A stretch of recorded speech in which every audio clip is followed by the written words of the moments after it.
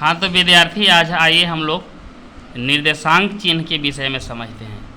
निर्देशांक चिन्ह को समझने के लिए हम लोग एक ग्राफ को बनाते हैं। इसमें देखिए एक्स डैश जो लाइन है इसको हम लोग क्षैतिज रेखा बोलते हैं, और ये वाई डैश जो लाइन है उसको हम लोग ऊर्ध्वाधर रेखा कहते हैं।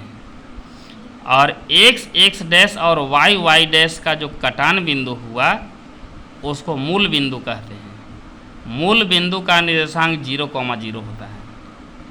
और एक बात याद रखिएगा विद्यार्थियों, ये मूल बिंदु के दाईं ओर एक्स अक्ष पर धनात्मक मान अर्थात पॉजिटिव होता है।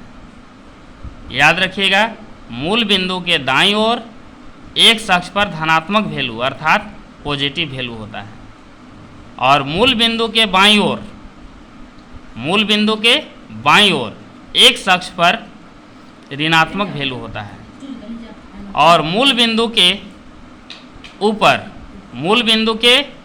ऊपर वाई अक्ष पर धनात्मक वैल्यू होता है, एवं मूल बिंदु के नीचे वाई अक्ष पर ऋणात्मक वैल्यू होता है। तब आइए हम लोग देखते हैं, कुछ नोट्स लिख देते हैं।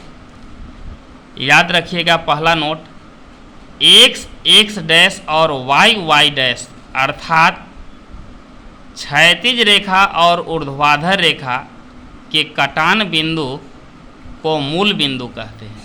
याद रखिएगा, एक्स डैश तथा वाई डैश अर्थात क्षैतिज रेखा और ऊर्ध्वाधर रेखा के कटान बिंदु को मूल बिंदु कहते हैं। मूल बिंदु का निर्देशांक 0,0 होता है।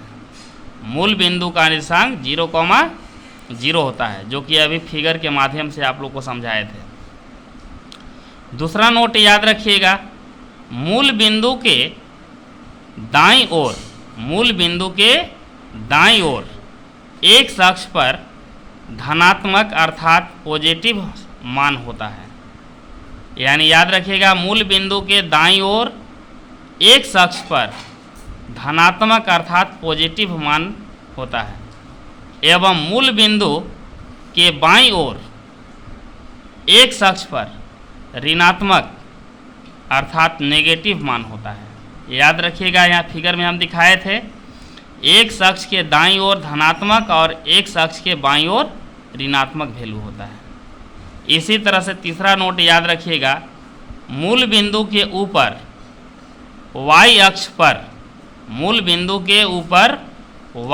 पर धनात्मक अर्थात पॉजिटिव मान होता है, एवं मूल बिंदु के नीचे वाई अक्ष पर नेगेटिव मान होता है। देखिए फिगर के माध्यम से हम लोग समझते हैं एक बार फिर।